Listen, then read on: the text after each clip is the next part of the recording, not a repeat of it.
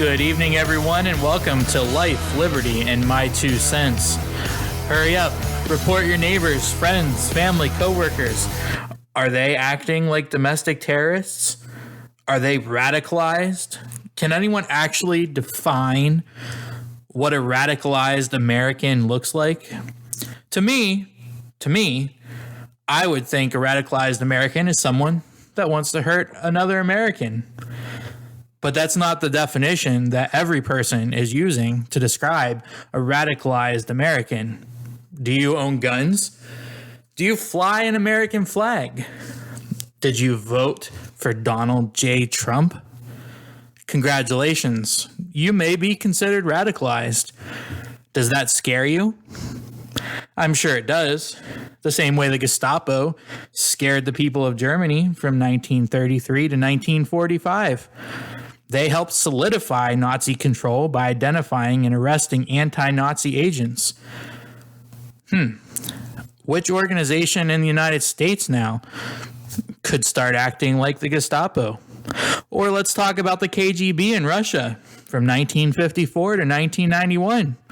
They're an intelligence agency and secret police to safeguard the country from domestic and foreign threats. Domestic threats. Something both of these organizations had in common, they went after people that were opposite thinking individuals from the people in power. Is this what's happening in America today? I'm worried about it.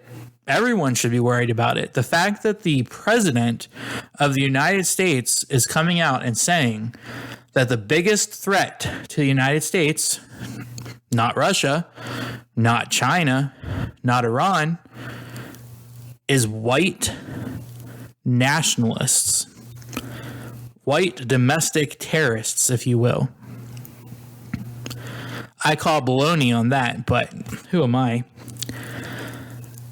Seriously, though, what defines an individual in the United States of America in the year 2021?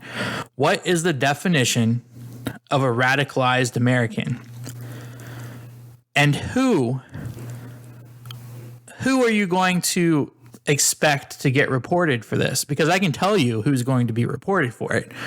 You have some people on the left that are a little out there, to be gentle. The people that are flying Trump flags still, nothing wrong with it. You know, you have the freedom of speech. You have the right to fly a flag on your property. Those people, in the eyes of some people on the left, are radicalized. They're racists. They're anti-Semitic. Or maybe it could be simply, you have a gun. You have two guns. I mean, for some people, you're scary because you own a gun. Because you hunt. You want to protect your family. But potentially, you're radicalized. And God forbid you actually have a Trump flag outside and own guns. Add on to that, there are a lot of people these days that think the U.S. flag represents racism and hate.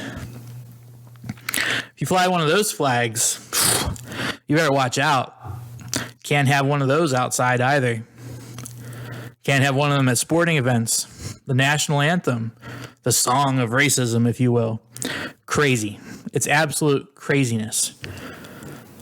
And the fact that they want you to define what it means to become radicalized because they have not issued a definition. So I'm telling you, I can literally, on my hand right now, pick out people that are going to report their neighbors. They're going to even report their spouses. I mean, honestly, though, if you're thinking you're reporting your spouse because they don't agree with you politically, you've got deeper issues than that. But that's what it's going to turn out to be. I don't like my brother-in-law. I don't like my sister-in-law. They have a Trump flag. I'm going to call the FBI. What a great use of resources. Meanwhile, the true individuals out there that have every intention in the world to hurt you and I just for the simple fact that we are American citizens. Well, you know, we don't have time for them because they're not the greatest threat in the world. I mean, seriously, have you seen China? Have you seen Russia? Have you seen what Iran is doing? And we have Biden as a president, and basically, in my opinion, he's a pushover. He's not really running things anyways, but that's a whole nother podcast. But they want us to turn on each other. They want you to not like your neighbor. They want your neighbor to not like you. Because hate for some reason gets votes. They could care less about either one of us. Let's be honest. A politician is purely that, a politician. They say what they need to say in order to get elected. They don't care. They don't care about you. They don't care about me. The reason that there's been such a change on the political landscape is because people are tired. They're tired of being told what they want to hear, but not seeing any action whatsoever. Elections have consequences, and unfortunately, so many people are experiencing that in ways that not pleasant. It's not pleasant. They're targeting our children. They're teaching them their thinking, which is a problem because I don't care who you are, Democrat, Republican, Independent, whoever. If you actually see some of the things coming out of our schools, you should be terrified. You should be terrified because it is terrifying. They are making our children hate this country. And I'm sorry, I understand there have been things in the past, and I'm sure there are things that probably occur randomly now. They're not pleasant. They're wrong. But there is no country in this world that doesn't have their issues. But there is also no country in the world like the United States. That is why so many people want to come here. And it is imperative that each and every one of you stand up and say enough is enough. Go to the polls. Vote. Make sure you understand the people that you're voting for. This has to change. 2022 will be here before you know it, and we have to make sure we stop the craziness. Get out, learn about candidates, and I'm talking candidates running for your municipalities, for your school boards, everything. It doesn't just, federal elections don't just matter. Your local and state matters as well. Those individuals have the most direct impact on you. And it is essential that you are learning and questioning these candidates to find out where they stand. Because we have to take back our country and ensure that the legacy that our grandparents built for us and our parents, even though I'm technically a millennial, and our parents pretty much just, messed things up a little bit. But there's still time to change. There's still time to fix the issues that are being created that, in my opinion, I don't think that they really exist. I mean, anybody can go out looking for a problem, and you look hard enough, I'm sure you'll find something somewhere, but that doesn't mean that's the norm. I mean, does racism exist? Yes. I 100% believe that racism does exist. Do I believe that racism is the go-to in this country? I do not believe racism is the go-to. When I was a kid, when I was growing up, even to today, I don't treat anyone different because of their nationality, because of their race. I mean, everyone is human. It doesn't matter what color or what language you speak. I mean, we're all Americans here, so we need to come together as Americans. Don't let the government make you hate your neighbor. Don't let the government make you hate your family. I mean, if you think about it, I've heard some stories about January 6th. Not only do I not condone it, I think that it was a very unfortunate event that occurred because we had a platform.